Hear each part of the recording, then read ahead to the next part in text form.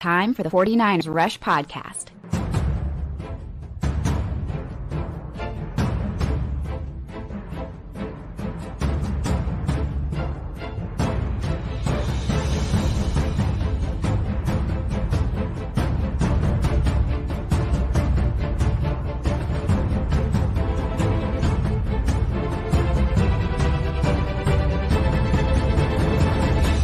And here's your host, John Chapman. What is going on, faithful? It is Tuesday, which means greatness, because I am here with the one, the only, the legend with the coolest shirt I've ever seen. What's up, Wade? How we doing, man? Oh, look at him flexing on the shirt. For those of you who can't see, it's the Cap shirt. I love that freaking shirt so much. I'm such a big Colin Kaepernick fan. I know we just like pissed off a lot of people. I don't give a damn. I love Colin Kaepernick, man. Love that dude. But John, it's good to be here. It's good to be back. I haven't looked at 49er. Well, I did. I got happy when I saw the picture of Kyle Shanahan, the three amigos at the wedding. You know, remember Three Amigos? Yeah. Oh yeah, I know. Oh yeah, I got the whole thing. Could it be El Guapo? Yes, I'm mad at me, but perhaps because the lady chooses to sleep in the dungeon beside your bed. That's a classic movie, super underrated. Doesn't get the love that it deserved, but definitely grew up in the 80s. Watched that movie 115 times for sure. Yeah, so good. But yeah, Shanahan's looking. You know, I made the joke. Ocean's 11 reboot looks like crazy, and I wasn't the first one to make it, and so I had to pull it down because I'm not even original. I didn't steal it. I'm not smart enough to steal jokes or content. I'm just not clever enough to come up with original content. It's what it is. But yeah, it's weird. Christian McCaffrey gets married. Not really a lot in the news world. I will say this, and Wade, I don't know. I was looking. So yesterday I was at the gym. I was struggling, and I was like, all right, I'm going to listen to a podcast. So I opened up my podcast feed, and it was 6 straight Brandon Ayuk episodes from Niners content creators. Yeah. I was like, man, I ain't listening to that. I'm not going to lie. I'm kind of Ayuked out. I'm Ayuked out. Like literally. Like I'm Ayuked out. It'll happen when it happens at this point. There we go. And I'm glad that it's being covered by somebody. And if I am going to listen to somebody, I'm listening to Wade, as always. But that's about it. Now, I want to say thank you to everybody that showed up. What's up, Matthew? #CC. And today's episode, Bobo, I'm glad that you have showed up because I put out the bat signal for you, Bobo, and you answered the call. This is a grading Shanahan episode. We're going to go through the resume since he's arrived here, and we're going to attribute a grade. We're both former teachers. We can do this. A+, A-, B, whatever. And you guys can throw that up in the chat as well. And I got to give credit to my man, Ginger Jesus, over on Twitter. He reached out to me and said, I'm curious to know what you and Wayne think about this. He put up a poll.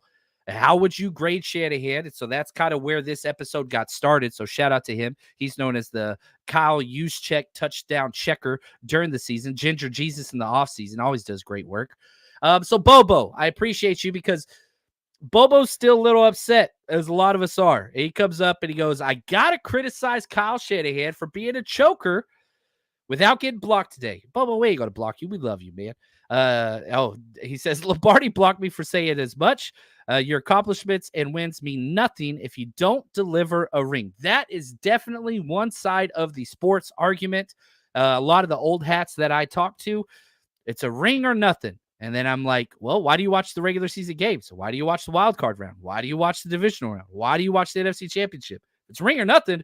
Turn your damn TV off until the Super Bowl. Am I crazy on that one? Nah. See? There we go. This is what we need. It's not. It's not a stupid argument. A lot of people, a lot of the older faithful, have been waiting, and we've been this close, this twice with Kyle Shanahan, close with other coaches as well, and winning. That 6th Lombardi, like it's tough, right? And so I'm not mad at them. Like at this point. Some fans just want to see the ring. We could win as many games as we want, but if you don't win the big one, what's the point? Now, the other side of the argument is, well, he did make the 49ers relevant again. And he did it from scratch. I don't know how you know. I don't know if you remember though. We literally had to gut out. We had guys retire. We had to gut out the team. We had to overpay players. We had to do what we had to do. And going into year 8, I feel like the 49ers, Kyle Shanahan, John Lynch, that era, that campaign, they've built somewhat the infrastructure of the dynasty, and they just got to get over, 5 minutes. I look at the Super Bowls and we lost games in 5 minutes. There's like 5 minutes left. We couldn't like really hold on. Maybe 6 minutes. At the end of the day, we lost these games in the fourth quarter. We go in the fourth quarter with leads and we lose. So I get why the faithful want to criticize Kyle, and that's fair. Like Kyle should be criticized as well as he should be acclimated and awarded for what he's done here in San Francisco or Santa Clara, whatever you want to call us. But at the end of the day, I get it. I get both sides of the argument. I'm probably the worst person to have this argument with. This is I was going to do a solo show and I was like, no. I need this. And because I know, like, here's my favorite thing about conversations and why the John and Wayne show is my favorite is because, like, most of my shows are solo and I just talk, Mr. Solo Dolo. And then, but whenever I'm with you, like, I listen, you know what I mean? And so I want to change my opinion.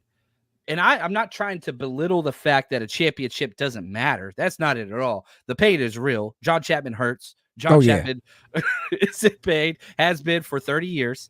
That is a real thing.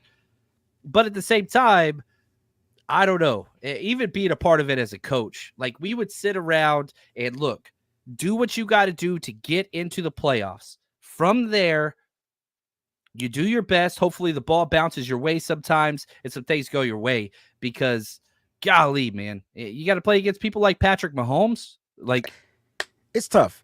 It's just tough. Kyle Shanahan has one problem, and it's him. He gets in his own way and he gets in his own head. You ever did something and you knew what you needed to do, but you overthunk it? I made that up. Like you overthought the process of how to get it done, or you ever prepared for a test and you just knew the right answer, but you was like, nah, that can't be it. That's too easy. That question was too easy. This can't be it. So you second guess yourself. Never second guess yourself. That's what Kyle Shanahan does. And it's okay. Because I can't blame Kyle for the loss. The losses in the Super Bowl. I can't blame him. But he does have to take some type of accountability for not being able to adjust, adapt on the fly, call the right play, call the right this, whatever. That to me, that's his biggest issue. And I feel like, year 8 and year 3 or 2.5 of this quarterback that they drafted in Brock Purdy, I said 2.5 because he didn't play his first full season as a rookie.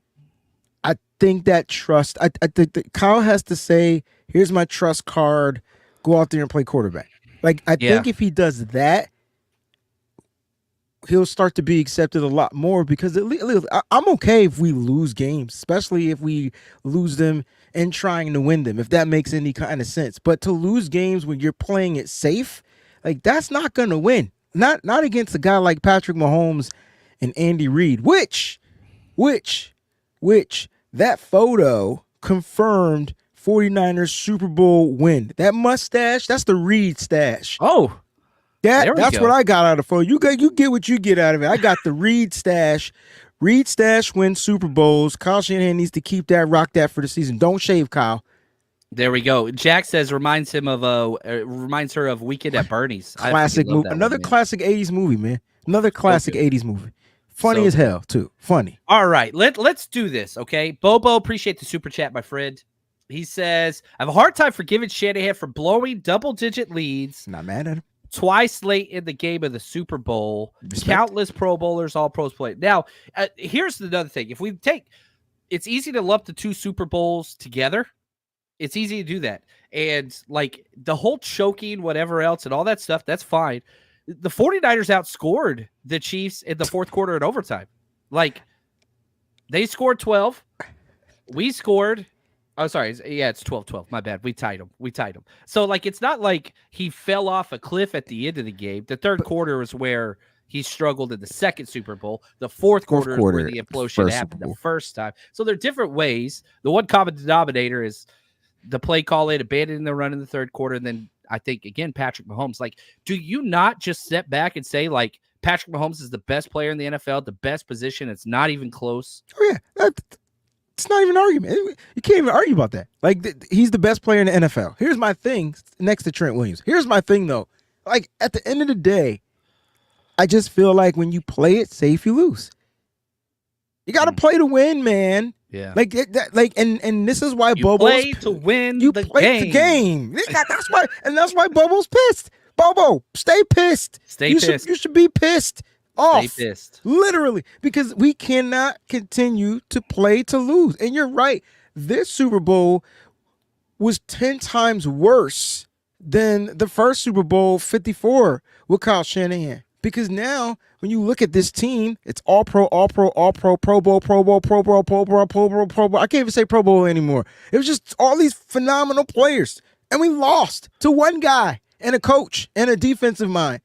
Like literally, just think about it. So it's not all on Kyle because I can't blame Kyle for letting Chris Jones go free. But I can't blame Kyle for not allowing Brock Purdy to be Brock Purdy. Like that to me, like I don't get that. Like Brock is looking dead in front of him and he throws the ball. He could have just threw it there. It's just a hike. Boom. Wide open Brandon Ayuk touchdown. But the play was to go to Juwan Jennings. And I'm not going to reflect on it. And I'm just saying, even with the guy in my face, you lofted up. We watched Brock, but then you got to go back to the times where Brock threw it across his body for touchdowns and Kyle Shanahan cursed them out. You got to look at those things. And I just feel like Kyle, take the training wheels off. Let Brock Purdy be Brock, man. Like, we can't keep having the same conversation, John. And to me, whatever you want to call that, narcissistic, egotistical, controlling, whatever you want to label that is, that's Kyle's issue. So maybe he's growing up. Maybe the stash. Oh, there we go. I saw the Andy Garcia. That's what I thought. I thought he looked like Andy Garcia I got you. I get the Andy Garcia stat. Yeah. I get it. I get the mobsters. Trust me, man. I get it. He wants to be. You know, points all of his friends. Like there's a lot of that to it. I had somebody on my Facebook say Kyle Shanahan should not be fraternizing with his players. And I was just like, well, dude, for one, they're like all damn near the same age. Two, at the end of the day, the Shanahans and the McCaffreys go way back. Like, it's a family thing. What's the problem with him being there? I don't get it. Issue. Now, let's do this. Corey, I love this. Thank you for the super chat. I want to put out a couple. I want Wayne to put out a couple. Corey says, what are the top 5 traits of a leader? I want to adapt this a little bit, Corey, to a coach. I think that'll help a little bit. Yeah, what are the top 5 traits for a coach, in your opinion? How many does Kyle exemplify? So my thing as a coach, I would always say this, and this was said to me. I don't remember who was the first to say it to me, but whenever I was talking to my coaches, I would always say, if we don't give our players an advantage on the field because we are here, we're not doing our job. We need to find somebody else who can. What is the advantage that Kyle creates? We've had a top 5 offense nonstop since this dude's been here and got adequate talent. It's the Kyle Shanahan advantage is very clear. This offense is his. He's lost every single assistant coach ever. Doesn't matter. It just gets better and better and better. So that's one for me. I'll give you a little bit more time to think of something, but also too, culture and tone setter. Good point. Those are great. Those are 2 great ones. We practice harder than everybody. What's everybody say when they come to the 49ers and they're a free agent? This ain't no joke. They practice. Yeah. We talk about practice. And with the new CBA, and we think our team doesn't practice hard. But Kyle, who's the greatest manipulator of all time, I'm sorry, hands down, number 1 manipulator. If he will take a rule, Kyle can be my defense attorney if I get into some shit. Literally, because he can take the law and flip it and make it work. He can find a loophole. That's what Kyle does with the rules. Go back to that to the rules of the overtime in the Super Bowl. Kyle is he's a genius. For me, a couple of things. You gave me two. I'll try to give you two, and we could try to come up with the last one together or something, like see if we can sync or something. But for me, you got to be a risk taker. Ooh. And, and the reason why I say that is because everything doesn't go according to plan. So at some point in your game plan, you got to factor in a small percentage of taking risks. And that doesn't mean just go for it on fourth downs or whatever. And what did we see in the Super Bowl? We got a trick play to get our offense going, to get a touchdown. And I'm like, oh, shit, your snaps. If this is the type of Kyle Shanahan we're going to get, there's no way the Chiefs are going to be able to capitalize on it. But then it got boring. It got stale. The offense got stale. Think about it. We stopped running the ball. And so, like, you got to find the right moments, the right times to take risks. If it doesn't work, find another time. But be a risk taker. Live on the edge a little bit. You can still have your plan, but be willing to go off the script every other now and then.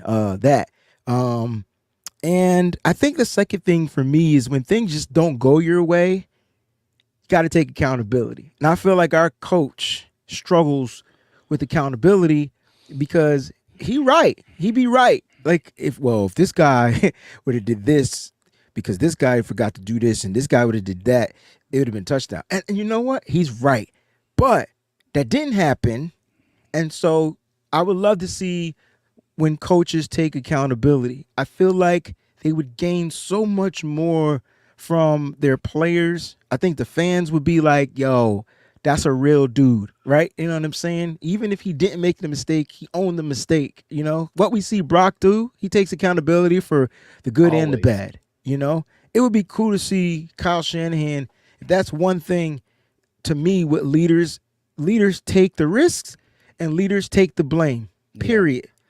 The one thing that I do like a little bit is he started to say, I got to call better plays. I got to coach better. He won't say that play was my fault. Like, that's not going to happen. You know what I mean? Right. And so again, he finds a tipping loophole. His toe in there a little, but yeah, that's an issue. But that's a way of him taking accountability in his own words. But that ain't it. Again, I'm just going back to my own experience and like things that are burned into my head as like good or bad coaching. One of my first years as a coach, we had a DC. We were getting blown out by a very good team. And we go to the sidelines and here's what he said. Like he draws it up on the board. He's like, this is what they're doing. This is what we're calling. We can't call it any better than this. You just got to go out there and execute. And then they scored again on us and they scored again on us. And he kept saying, I can't do anything else. Y'all have to. And at the end of the day, I was just like, dude, change something.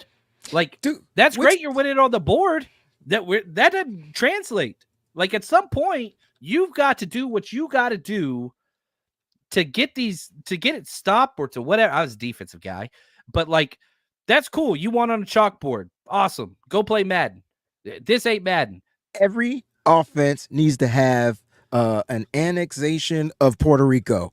Like you just need that play call in your book. You can have your own derivative of it, your own version of it, but that play call just needs to be in the book. I don't care when you do it. It just needs to be there because when stuff isn't going the way you planned it, you got to find a way to get things going.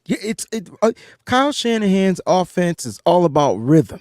When the rhythm is the base and the base is you need them all, but the rhythm is key. Without rhythm, Shanahan, he's a big time rhythmic play caller. Super, bro. Yeah. Like if we did everything is based off of rhythm. It's great to have a great Brock Purdy. It's great to have a great Brandon Ayuk, Deebo Samuel, George Kittle. Yeah. Them guys can be as great as hell. If the rhythm is off, none of them will be great. None of them will be great. And so if the rhythm is off, that's the issue. And so Kyle has to find a way to figure out to make sure, you simplify stuff and you get the rhythm going. Because once they get into a rhythm, it's almost kind of hard to beat the 49ers. Like once that juice start flowing, no pun intended, it's kind of tough. Yeah. I like Papa J. I feel like this is kind of the fifth one. Every player that goes through Kyle Shanahan's system leaves. They are always a better player. He then put out there, except for maybe Jimmy G. But it's improvement, man. It's what it is. And I want to say thanks to all the ladies that are in here, man. We got Sid, we got Jax. I saw Vicky Morgan, little sis in the house. We got Felicia. We appreciate you guys. I know that Yes. this, is usually a male dominated whatever, but I just want to let you know, you guys incredible, and we really appreciate y'all. Now let's do this, because we started with Bobo. Let's just keep this Bobo train rolling, because he kind of, saw the other side a little bit. And he says, I'm proud of all the accomplishments of this team currently. I really am. I enjoy beating the Rams and Seahawks regularly, but their head coach delivered when it mattered most. So let's do this. Let's transition a little bit. Let's go through the positive resume that is Kyle Shanahan. Yeah, there's some issues there, but that's okay. Here's what Shanahan's done since he's shown up in 2017. 7 seasons. 3 division titles, 8 playoff wins, second most in the NFL during that time. Only the Chiefs have more. They have 14. We have 8. Beautiful. We have never lost in the wild card round or divisional round since Shanahan's been here. And Shanahan has taken the 49ers. When he got here in 2017, the 49ers had the 4th most playoff wins. Now we're number 1 in the NFL. We have the most. 2 NFC championship wins, 3 NFC championship appearances in 4 years. He's 64-51 combined record. And you remember 2017, 2018, 2020 were bad years. They were bad years, man. Bad years. 4 top 5 offenses, 4 top 5 defenses since he's been here, 4 10-win seasons, but 0-2 in the Super Bowl. Whew. And again, you got to carry the good with the bad. But an 8-4 playoff record is unbelievable. But that's 2 of those stupid. losses are Super Bowl losses. You got to get there. Got to get there. 100%, but the weight of the Super Bowl. Because think about it. You win a Super Bowl, the weight is super high, right? So the weight got to remain the same even if you lose. Doesn't make him a bad coach. Doesn't make him bad, period. Bad guy, bad man, bad boy. Maybe a bad boy. But it doesn't make him bad. You know what I'm saying? Great movie, too, by the way. My point is, I just feel like you got to keep the weight high. And that's why we're on opposite ends with Kyle Shanahan. Now, I'm sure you got other stuff you want to get into with the show, but, man. I just feel like Kyle Shanahan has been a godsend. And it can be a lot worse. We can be irrelevant, and I know relevancy isn't everything, but we're competing on a high level. And if you look at what Kyle Shanahan, we talk about all these accomplishments, right? And this is crazy because I'm the first to criticize Kyle Shanahan after every game. I think I'm the only person on Nitty Gritty Niners that will find where he needs to improve every single week. People get mad at me for doing it. It's not who you is. Right. So at the end of the day, but I got to give the man his credit when credit is due, because the one thing you mentioned is he loses coaches every single year. He's probably like, I'm talking defensive coordinators, offensive coordinators, and he's got to reinvent, kind of like not reinvent the wheel, but make sure that everybody, again, especially the coaches, are on the same page, because we've seen what it looks like. Hey, my man, what it look like when the coaches aren't together. Now, people criticize Steve Wilkes, fine. But remember, the year before, when we lost guys, coaches weren't even on the same page. It took a few weeks for the team to kind of gel. We're not even talking about that. You know what I'm saying? Going into 2024, will the coaches take a long time to get together? So Kyle Shanahan, I think, does a great job with his coaches. I think it comes down to who he trusts. And I think Kyle trusts coaches until they screw up, and then he kind of what's the word? Micromanages it. And I think that's what he's a micromanager. He films every meeting. And I think that Big brother. I think that, though, in a stint, can be what hinders him in the long run. Because when you get to the Super Bowl and you pull out the micromanaging card, that's probably why Kyle Shanahan can't win the big game. And why players, because look, think about it this way. The defense that you're playing against knows your ins and outs because they've been watching you all year, and they're going to know if you're going to go left, if you're going to go right, if you're going to go up the middle. They just kind of know. So Kyle has to find a way to continue to be innovative in those moments. And if he trusts his coaches, then I think he'll see a lot more success when it comes down to, this is why I miss a guy like Mike McDaniel, because I felt like he trusted Mike McDaniel when it came to running certain running plays at an extent, because we've seen Mike McDaniel get pulled from running in the Super Bowl, right? We've seen him get pulled from running. So at the end of the day, like, I just think Kyle Shanahan has to just find a way to get over that. Like, I'm going to trust you. If it works, it works. And let me just say this, John, do it in the regular season. That way, if it don't work, you can fine tune it. Like, part of me just says, like, who's going to be developed enough as a coach to develop the trust that won't get hired away? Yeah, like Chris Forster, maybe. But, like, if there's a young, upcoming, budding coach, they gone. Like, that's Bobby Slowick. That's Mike McDaniel. That's LaFleur. Gone. That's gone. And then you see them supersede because especially on the offense. This is how great Kyle Shanahan is offensively. Because when his offensive guys leave, they do well. They do well. And when you look at Bobby Slowick, they get a kid like CJ Stroud and they don't skip a beat. And so then you're just like, dang, like, why are we not? That's our offense. They didn't even have a Christian McCaffrey. They had to use 2 running backs last year. So even in that, they found David Singletary. Like, remember him? Like, I'm just saying they figured it out. Yeah. Nobody should be able to do what we do offensively. There should never be a brain fart slow moment because of the capability of the weapons that we have. I just feel Kyle has to unleash the dragon. There we go, baby. There we go. I like it. I'm going to dye my hair blonde. Yes. All right. Platinum. All right. Corey Soda, let's get back to this question. Then I want to hear your grade for the Shanahan era so far. I'll give mine. I want everybody else to put yours in the chat. What do you grade the Kyle Shanahan era since he showed up in 2017? A, B, C, plus, minus, whatever. Corey says this. Thanks for the super chat again. There's a list of players who were not better after they left Kyle. My number one criticism of Kyle as a coach is he doesn't know how to develop players. I don't know, man. You look at the roster, it's full. Trent Williams was his best with us. Jimmy Garoppolo was his best with us. Christian McCaffrey was his best with us. I just think some players just can't be developed, and that's okay. Okay.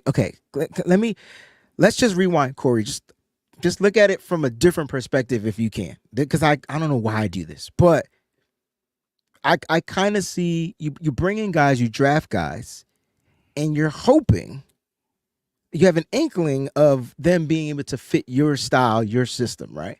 And some guys just are bad fits. You ever buy a pair of jeans that you didn't try on, but it's your size?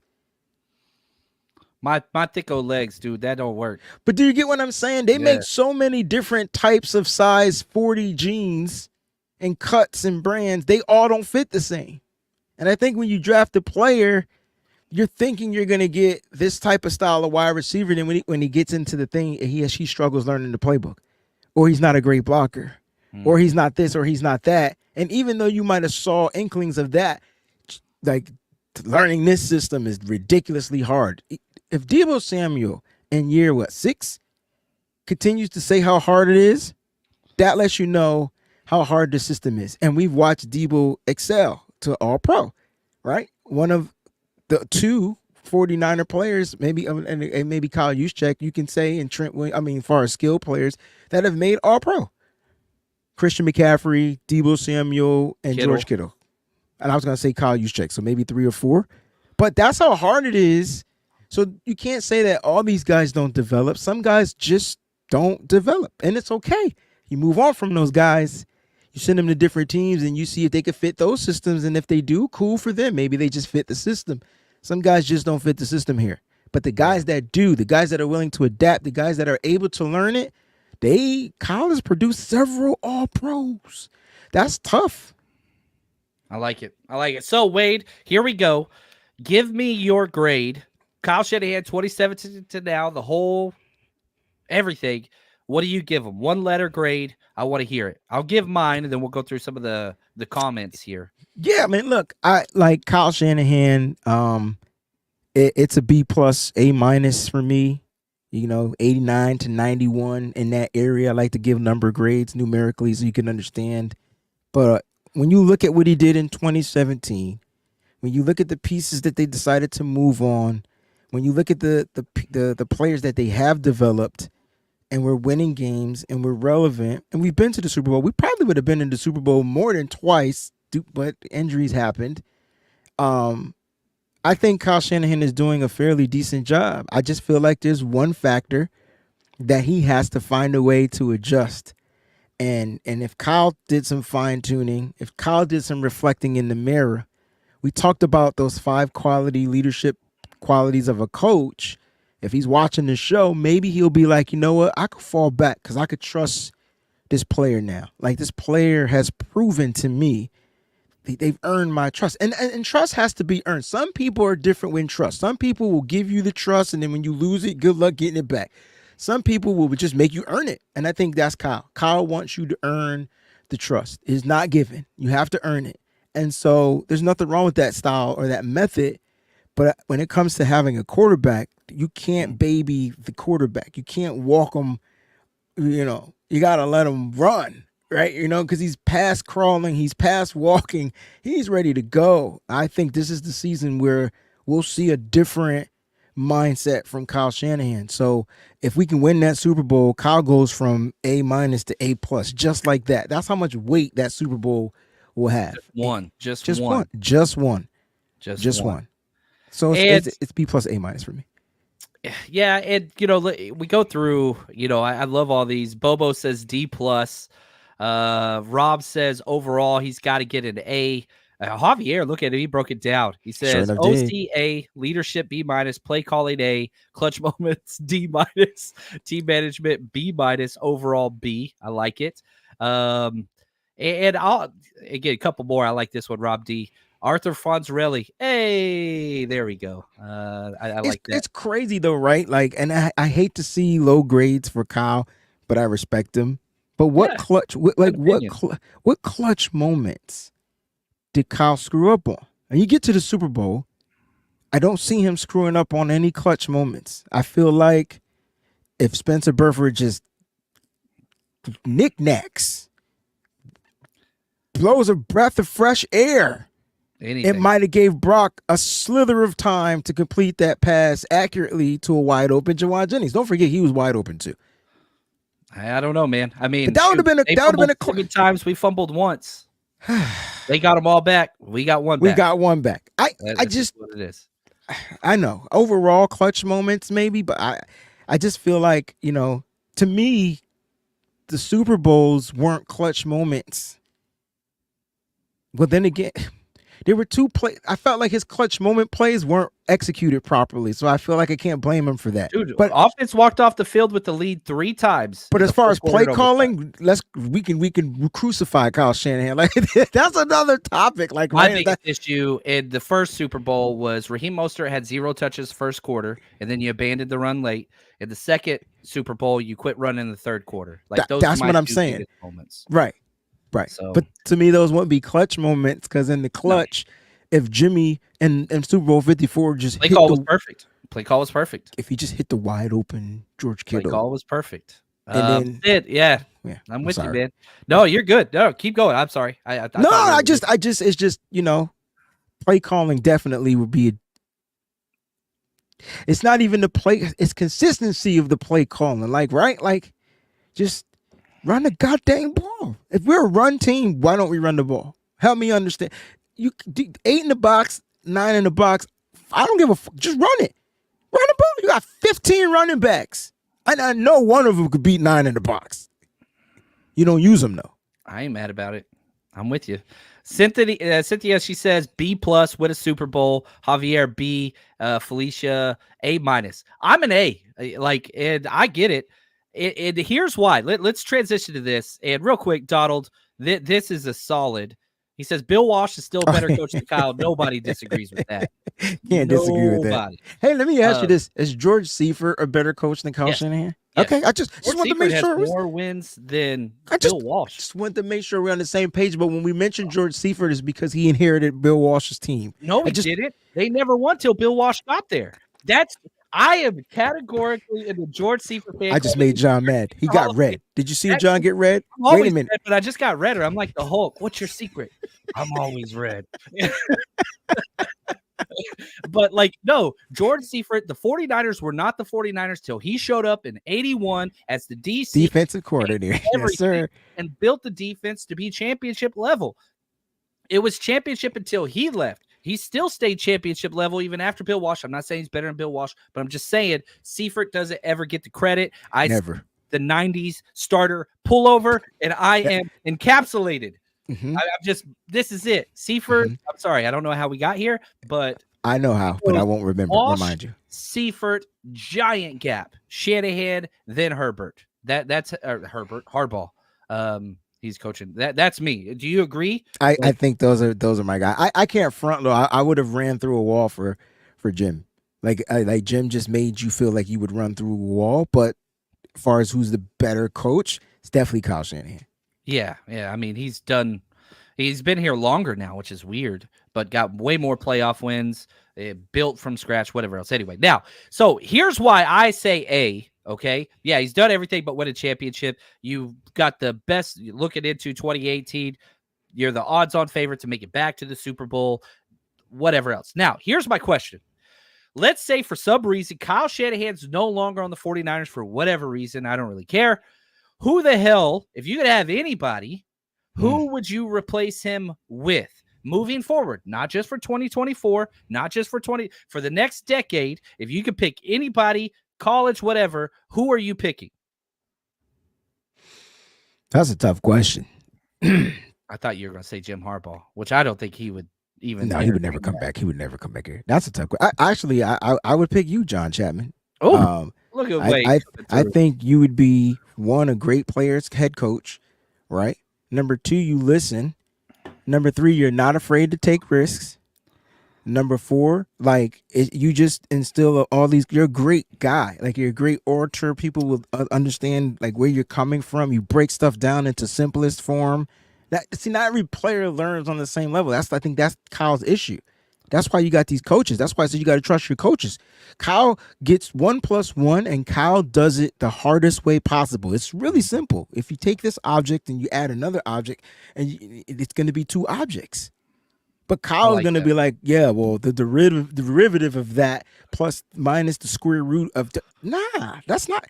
And that to me is where I think a lot of the translation of the playbook gets screwed up. So I would go for you, man. I'm not just saying that because I'm on the show. I've known you for the past several years. I think you're a great coach. You find a way to lead. People follow. Niners won't even let me tailgate.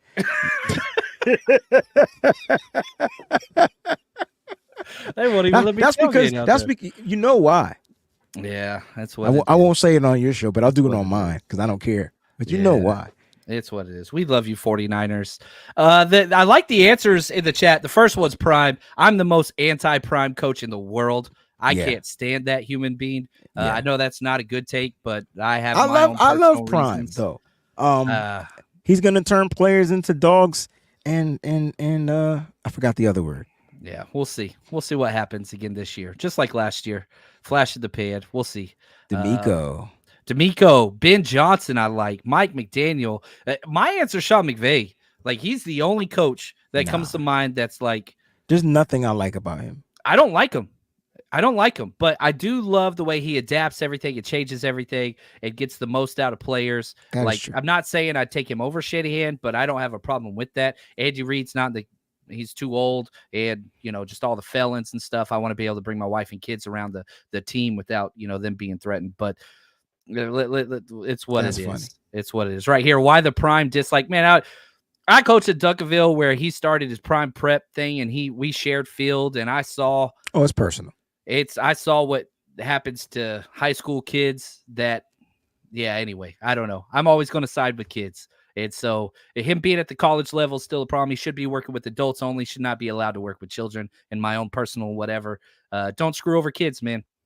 Simple, very, very simple. But appreciate what he did. Amazing football player. And I know a lot of people love Colorado. It's what it is. I'm buying the Dion's when they come out, the new freaking Diamond Turfs. Absolutely. I can't wait. Those are some of the coolest shoes ever. But I am not a Dion guy. Would not let him around my children ever. Sure as hell not coaching my kids. But let's transition. Let's go to part 2. We've been doing this NFC West thing for a minute now, and this is like we're in Wayne's territory because today we're talking wide receivers, tight ends. We're going to go through the NFC West, all 4. We're going to rank 1 through 4, and we're going to spend more time on the wide receivers than the tight ends because tight end's pretty obvious. It's what it is. So here we go. Let's talk.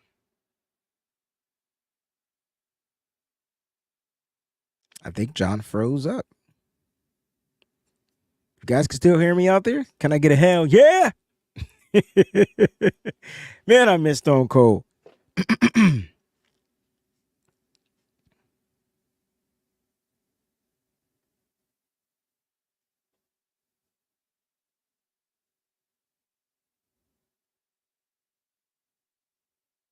Well, Nick says he can hear me, so I didn't know if I froze on John's end or if he froze on his end. So now that y'all gave me the hell yeah, I did to him. Yeah, it is. Ice cold. He's gotta kind of refresh and come back in. It's probably gonna kick me out. But great job. Great job. Great job. Am I smart or am I smart? Am I smart? We were talking about the tight end groups. We got to talk about, I can't wait to rank the tight ends of the NFC West because y'all not going to like my ranking. Y'all not going to like my rankings. But I got to wait for John to get back because this is his show and I want to make sure that he returns. We're still streaming live. We just wait for him to come back into the room. On top of that, who's your favorite? Other than George Kittle, who's your favorite NFC West tight end? Put it in the chat. I can't pull it up, but I can read it out loud. Who's your favorite NFC West tight end other than George Kittle? Because I think everybody thinks George Kittle's the guy. Like, he's the best damn tight end in football. You don't even have to argue it. I'm not going to argue with that. I'm not going to say Travis Kelce. Travis Kelce's not a tight end. He's a motherfucking wide receiver and a tight end body. But George Kittle is a tight end. Why? Because he blocks. Tight ends line up in line as well as outside. They can block, But we're going to go through these tight ends. I have no other. Nick Nice says, I don't know. I'm going to give you one to keep your eye on.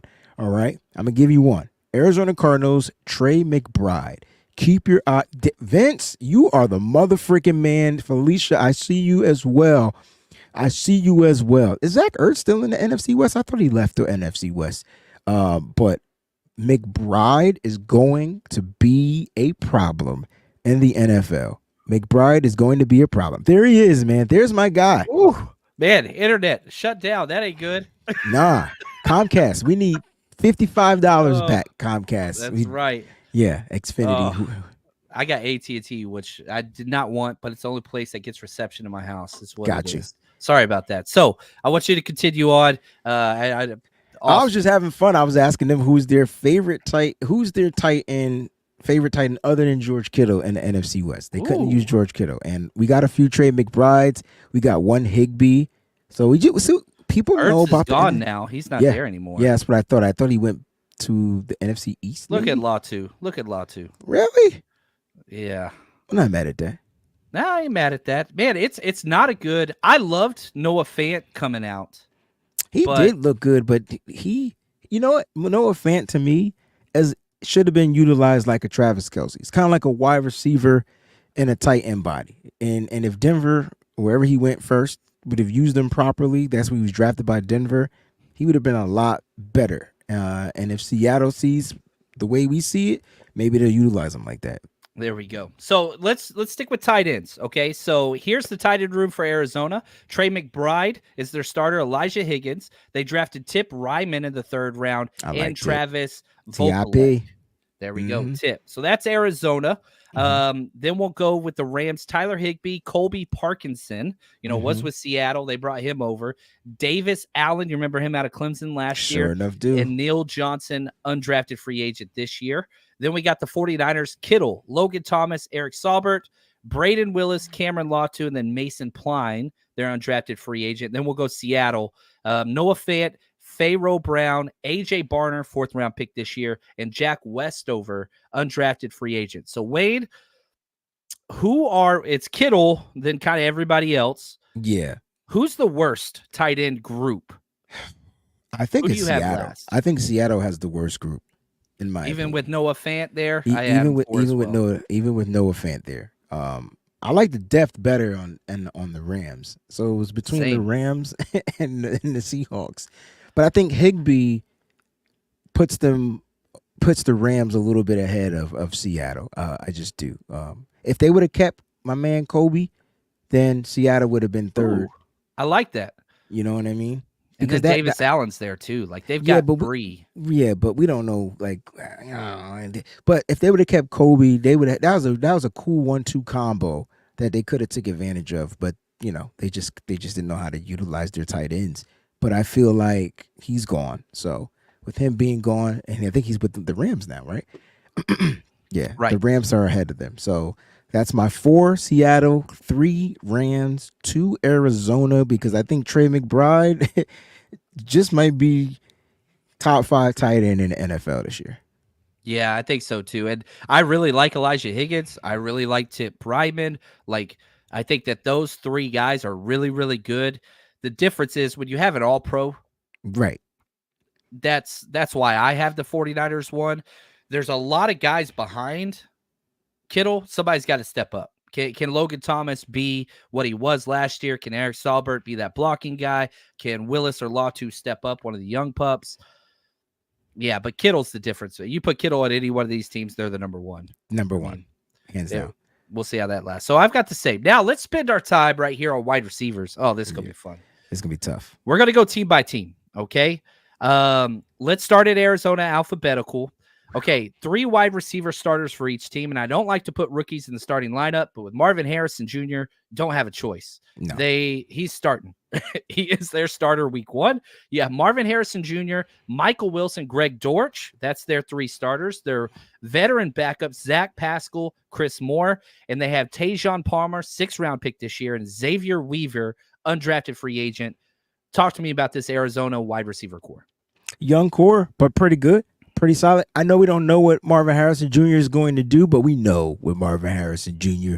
is going to do in the NFL. We know what he's going to do. We know what he's capable of. Number 1 wideout, guy drafted by the Arizona Cardinals. But I like their top 3, man. A lot of people sleep on Michael Wilson, man, but I wouldn't sleep on him if he's healthy. That's a big target. You know what I'm saying? You just throw up the ball. Let him go get it. He took Harrison and Wilson is 2 physical, big wide receivers. Man. And you got to make sure you got 2 physical size cornerbacks, like going mano-a-mano and getting rough with them. If you're going to play on them on the line of scrimmage, try to jam those guys up. Those guys are big. They're strong. So it's going to be interesting. But I like that starting 3. Greg Dortch is the utility guy, the guy they use out of the backfield, the little guy coming out of the backfield. He can run the ball. He's their Deebo Samuel. That's how you want to look at him. He can do those things as well as get down the field. So I like Arizona's guys, man. I'm not going to sit there and say, and they got pretty good solid depth too from the bench. That's a pretty good room over there in Arizona. Yeah, it is. Still a lot of young guys though. A lot of young guys that got to prove themselves. Well said. Well said. Next up, we're going to go to the Rams. Puka Nacua had one of the greatest years ever for a rookie wide receiver. Cooper Kupp, DeMarcus Robinson, those are their starters. The only veteran backup is Tutu Atwell. Hasn't really done much. They draft Jordan Whittington, Longhorn 6th rounder, and they've got a lot of undrafted free agents. Drake Stoops, that's Stoops' kid at OU, Sam Wiggles, and JJ Lapp, I think is how you pronounce it.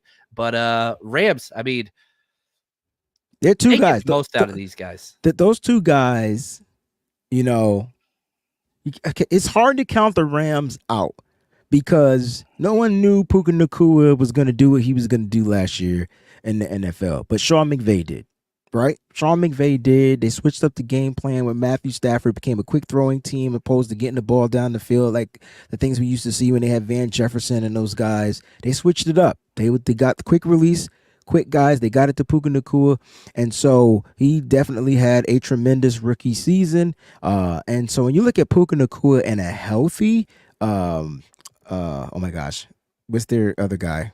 Demarcus Robinson. Nope, not him. The Cooper Kupp. Puka. Yeah, a healthy Cooper Kupp. That's a strong room.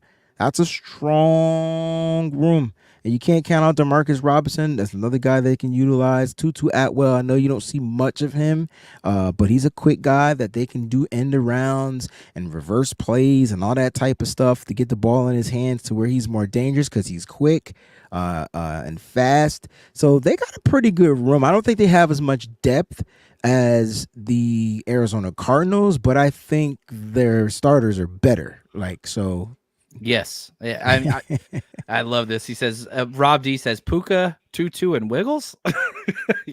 Yeah, they got some cool names going on over there, but the talent's there. The depth is not there. But can they get one of these undrafted free agents to step up? We'll see. Cooper Kupp has not been healthy. No. His past 2 years. We talk about Debo's injuries. That's not even close to what Cooper Kupp's been through. Yeah. Debo had more touchdowns last year than Cooper Kupp has had in 2 years combined. Anyway, now let's go to the 49ers. We know them the best, but their starters, Ayuk, Debo, and Juwan Jennings, all back.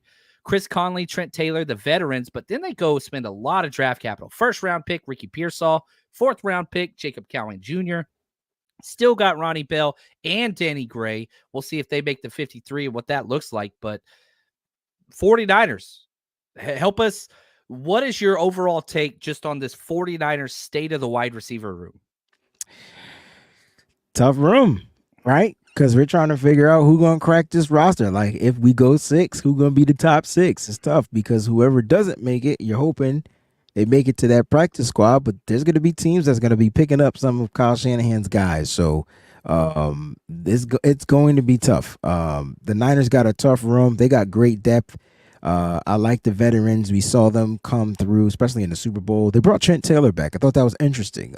You could tell that they're looking to probably enhance the special teams, secure special teams with the new ruling and things like that. So we'll see how that pans out if he's able to crack this roster. But we got a lot of young guys that are still trying to prove themselves. And, with the Jacob Cowing and the Pearsall, those picks, man, this is going to be crazy. And a lot of people counting out Ronnie Bell and some of these other guys, man. It's going to be a great camp coming up in a couple of weeks, man. Great camp. So the Niners, to me, they got a strong room. Those top 3 guys, I think, in my opinion, are the best 3 so far that we've talked about. We got the top 3 guys. Juwan Jennings, I'll take him over, any one of those other 3 guys. I like that. Well, now we go to Seattle, and I feel like they have an argument for best top 3 Here we go. Well. I said DK so Metcalf, Tyler Lockett, Jackson Smith and Jigba. Then you look at their backups: Laviska Shenault Jr., Dwayne Eskridge, Jake Bobo.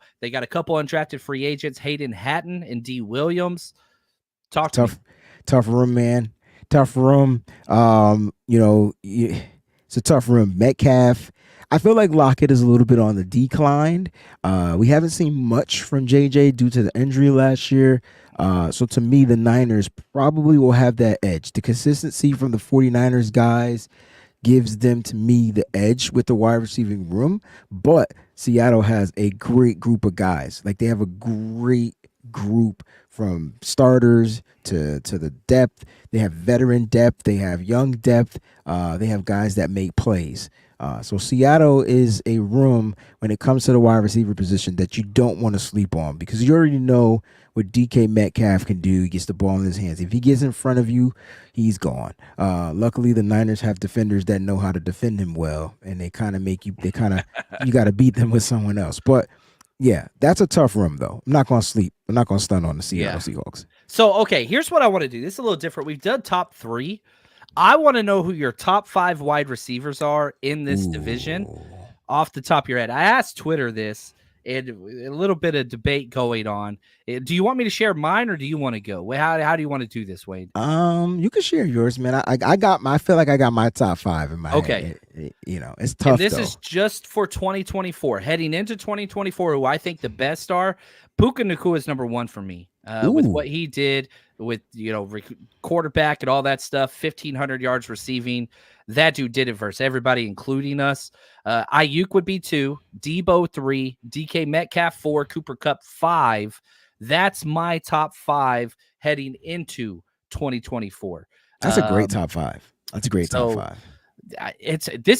This wide receiver group is unbelievable. This division, it's second to none. There is no other division that has this many just all out stud wide receivers. But I don't know. It's pretty solid. How would you change any of those top 5? Like, who's your one? Yeah, I feel like, me being, I guess you could call me a homer. Like, I like what Puka Nacua did, but I have this weird thing when wide receivers like just get off in the slot. Like, you know what I mean? Like, he's just a mismatch, like all season. But long. like, okay, so like I looked it up because somebody said something similar. Somebody told me like you can't put a slot in there. Yes, you can, but Puka's not even as like, okay, Puka had 318 slot snaps last year, 719 out wide, like twice as many. And then I looked up Cooper Kupp, 505 in the slot, only 200 out wide. So yeah, but what was his production though in the slot? I don't know how. Okay, never mind. So I'll get into that. But I just feel like his production was crazy. He was a lot of yak yards, in my opinion, even if he did line up outside. So snaps is one thing. What was the production though?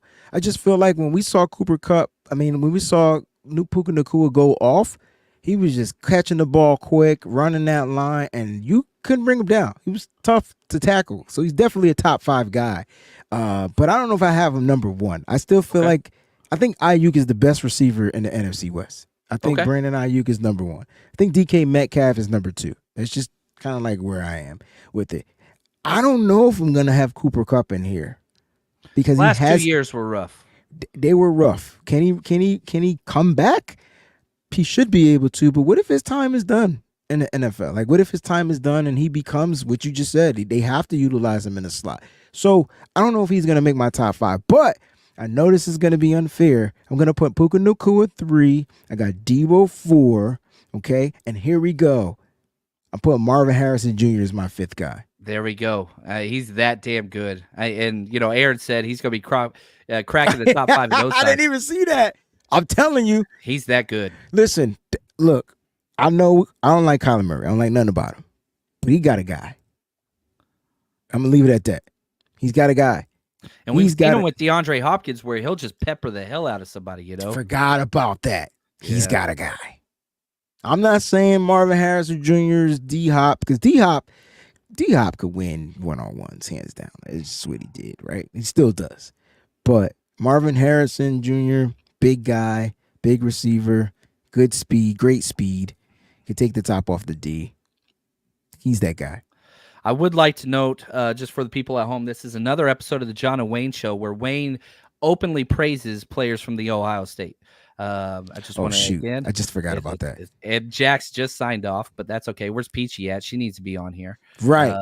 Right. But that's okay. That's okay. So, all right, let's step back. I love this, man. I love these conversations. Talk to me about who is the worst receiving group in the NFC West. Who's last for you?